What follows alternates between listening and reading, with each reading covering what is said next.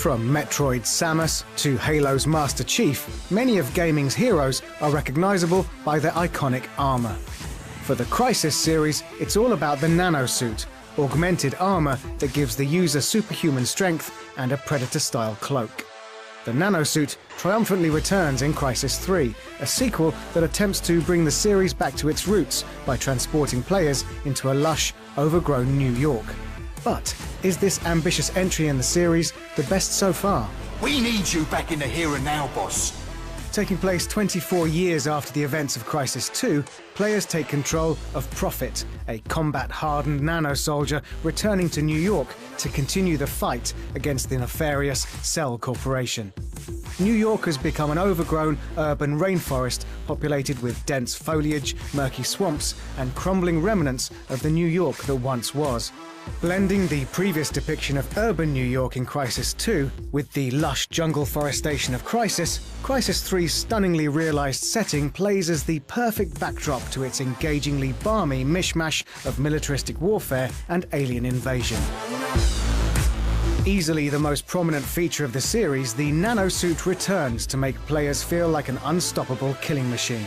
Improving agility, speed, and health, the nanosuit also allows users to intermittently boost armor to deflect bullets or turn invisible with the cloak, letting Prophet stalk through areas undetected. There's no doubt that it's still the nanosuit that makes Crysis 3 so enjoyable, but other new features make the sequel stand out from previous entries. Turrets and landmines can now be hacked to attack enemies, while the vast range of weapons, from assault rifles to alien cannons, are incredibly satisfying to use and fully customizable from barrel to scope. That was a bit messy. Maybe you need this. The nanosuit is clearly still the meat and potatoes of Crysis, but Crytek have been keen to emphasize Prophet's snazzy new Predator bow. Used predominantly for silent takedowns from afar, the bow is also equipped with explosive and electrically charged arrows, perfect for frazzling groups of enemies standing in water. Unfortunately, despite its engaging storyline and action-packed vigor, Crysis 3 can be beaten in a mere few hours, never outstaying its welcome, but leaving us feeling a little shortchanged. Chances are the brief campaign will leave you thirsty for more, and that's where multiplayer steps up to the challenge.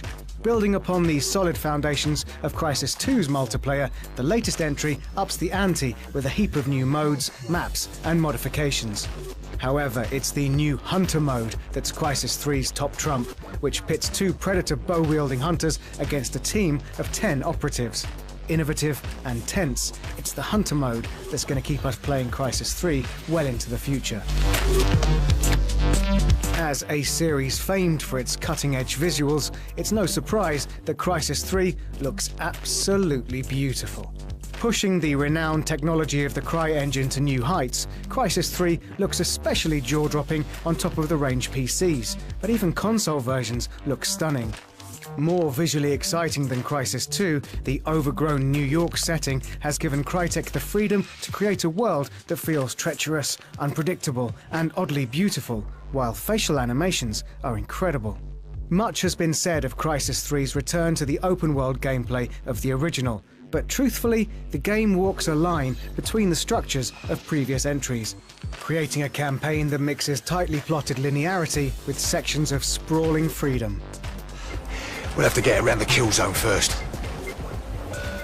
Exceptionally fun, but also exceptionally short, the campaign of Crysis 3 blends the best elements of previous entries together, as well as continuing to prove why the nanosuit is gaming's coolest suit of armor.